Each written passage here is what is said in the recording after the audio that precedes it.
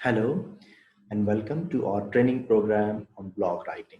I'm Irfan Gori, and this would be our second session of our training program, the Blogger Zone.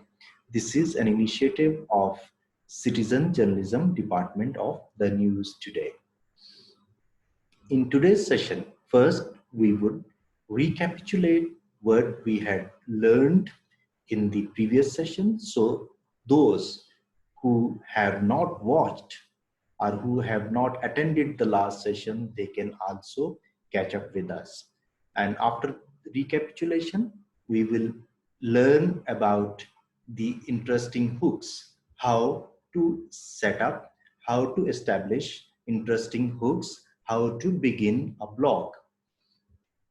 So before that, once again, I would introduce who we are. Actually, the News Today is an online newspaper and citizen journalism, as I have said, that it is an esteemed department of the News Today, where we hunt, train, and help common people in publishing their ideas. So a common man, a student, amateur writers, they can uh, get their work published through our platform. Why you should be taking up this course? We say that it is need of contemporary world. In today's world, everybody wants to express himself or herself. Similarly, we want to be heard. We want to convey our messages. And more than that, if you are a published writer, it enhances your profile. Also, through this program, you get a free opportunity to improve your writing skills. You, you get an opportunity to enter the learning community, a mutual learning community, because here we learn together. You also, as I've said, that you can, if you have an aptitude of writing and you have developed good skills, you can get your work published through our platform. Similarly, you get exposure and access to our programs like this program, which we are devising in future. So what are the blogs? A blog is a journal style entry representing a thought, opinion, or perspective usually written by one person. If you search on Google, you will be getting many definitions. The easiest one is that blog is a means to express and discuss ideas, your social issues, and the issues. I would emphasize those issues which are usually ignored or less covered in the conventional media. So it's the easiest medium. It's an easiest way to, to highlight and write about those issues. On which topic you can write blogs? There are so many topics. You can write blogs on any of these topics. We have just jotted down few topics which are the most trending. Many people might have believed that if you are a journalist, if you are not a journalist, it would be something you very almost impossible for you, but that is not the case. If you are a person who follows fashion, you can write on fashion, food blogs, travel blogs, music blogs, life and style, do it yourself, sports. So these are few topics which we have jotted down, that these are the most trending topics. And here, interestingly, you would see that the political blogs and business blogs and personal blogs and those categories, they are in the list below. And the ones which are more popular are fashion, food, travel, music. I mean, these are the topics on which most of the people, if they try, they can very easily write. So how you begin? First, what you need is you need to choose a topic, and then according to that topic you need information, data, and relevant information, and then you need to arrange ideas. So which should be the topic of your choice? Your passion is the best guide. Any topic or any issue about which you are more passionate, you can start with that. Those topics can be social issues that you deal in your day-to-day life. Keep in mind that keep the idea simpler. If the idea is complex, narrow it down, make it simpler.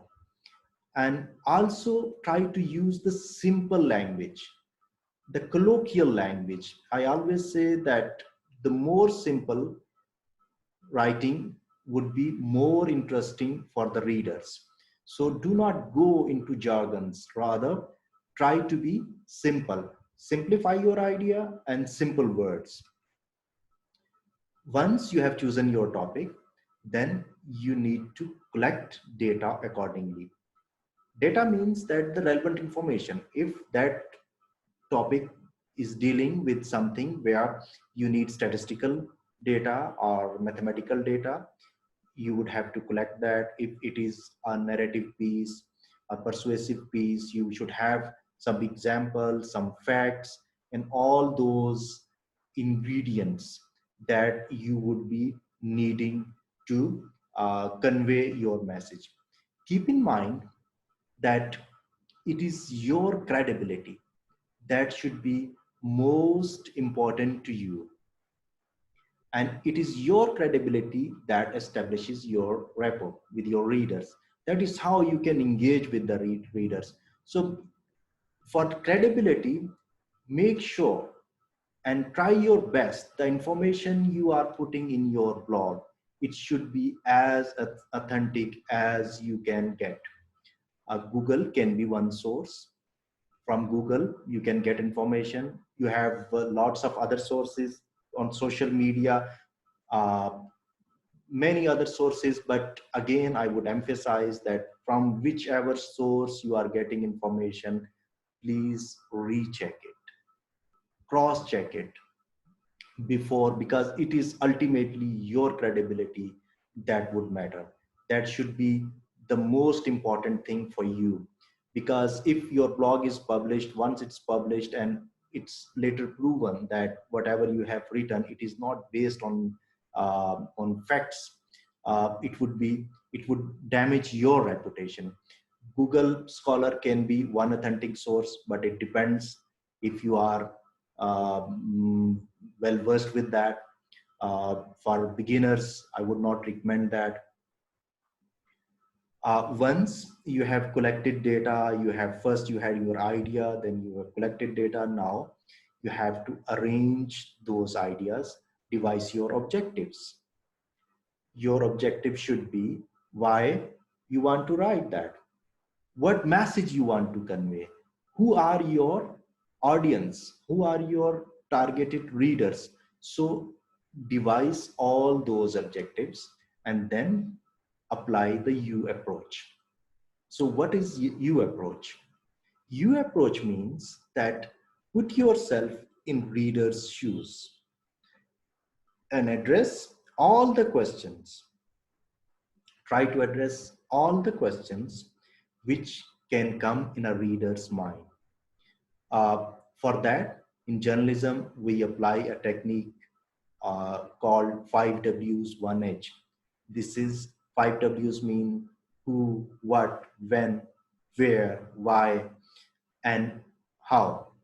Ask these questions and try to inculcate um, or if not all, most of these questions should be answered in your write-up.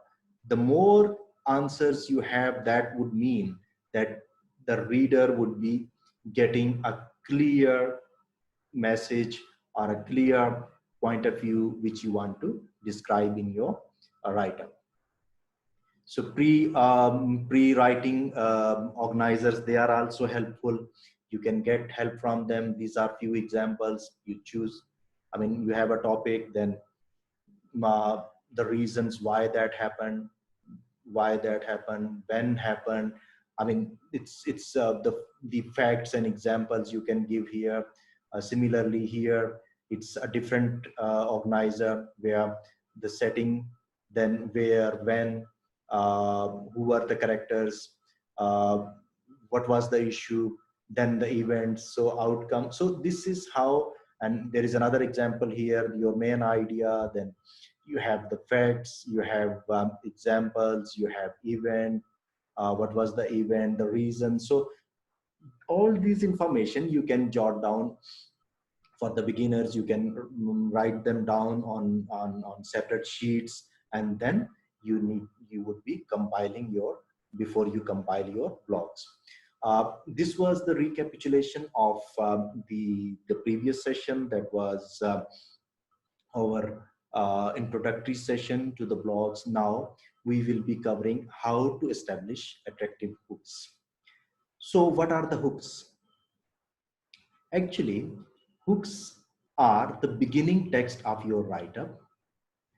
It should be, the beginning should be, if your beginning is interesting, you can easily engage your audience or your readers. And keep in mind that there are different studies. I quote one study that a writer has 30 seconds to grab the attention of a reader. If your beginning is good, if your peg is good, the reader would continue to read it. Otherwise, they would just leave there. So for that, the starting with a good hook, starting with an attractive way is very important. So how you establish hooks?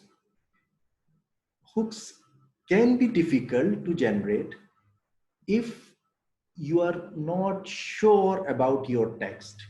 So before you establish hook for your write-up, you should be very much sure that what your text would be about. So for that, you should know what type of blog you are writing, what type of writing style and tone you would be using, who are the intended audience or readership, what kind of structure do you need to establish. So all these questions, they should be clear in your mind before you start with your hook. So there can be different types. We'll be giving you few examples of types of hooks. Like a literary quote, you can start with the quote from some known personality.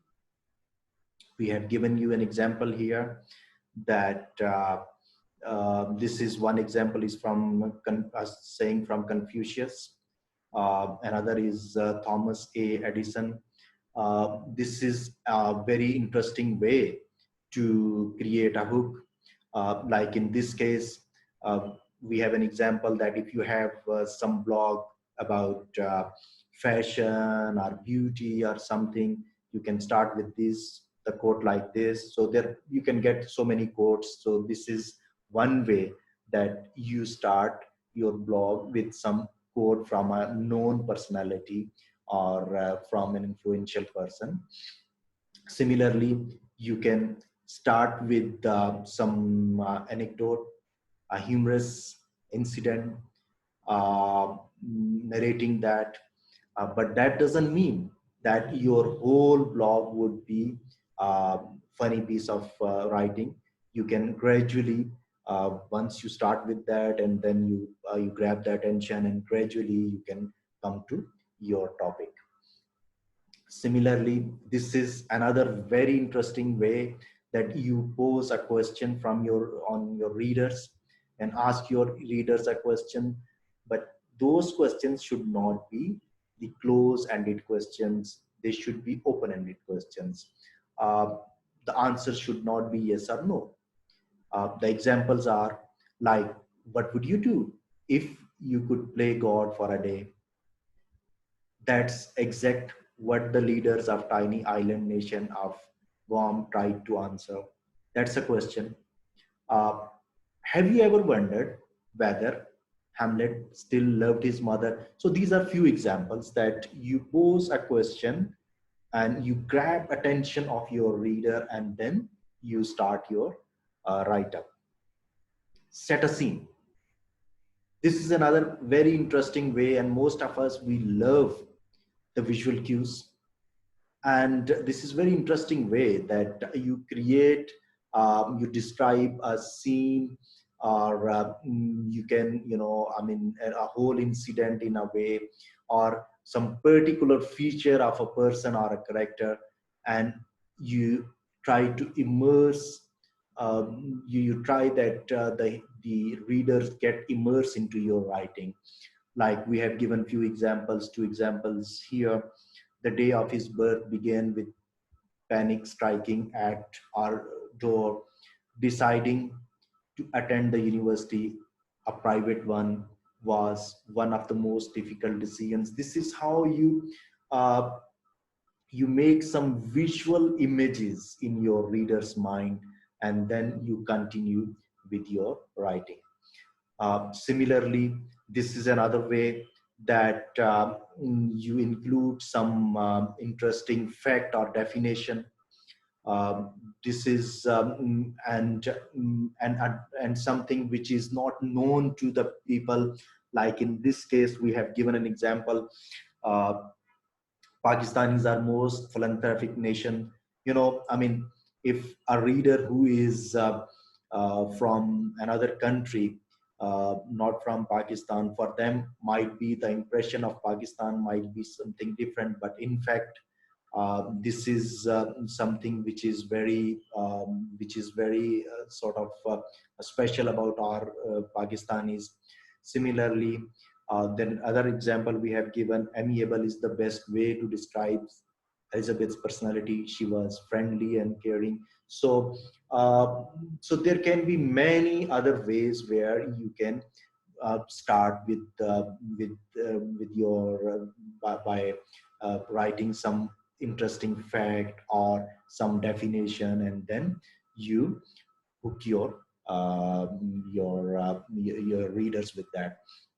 Another interesting way is to reveal some misconception. There are so many myths, there are so many things which are commonly accepted truth. So giving a surprise element that this is what most of the people believe, but it is not so, and you give some reasons. We have given you a few examples. The last example I would be quoting here: the most coffee enthusiasts would tell you that their favorite drink comes from a bean. They would be wrong. Why? Coffee is actually made from a seed that is simply called a bean. So this is something, this is another way that you can grab attention of your readers. So one is literary quote. Either you can use, you can start with some anecdote, or you can pose a question, or you can set a scene, or you can reveal some interesting fact or definition, or you reveal some common misconception. So these are few ways to establish attractive hooks. Hope this session was informative. We already had a detailed session where we had given uh, mm, examples, and we had taken many questions about the topic, and that would also be available to you. And in next session, we would be covering the writing styles, especially the persuasive writing style. So till then, see you in the next session.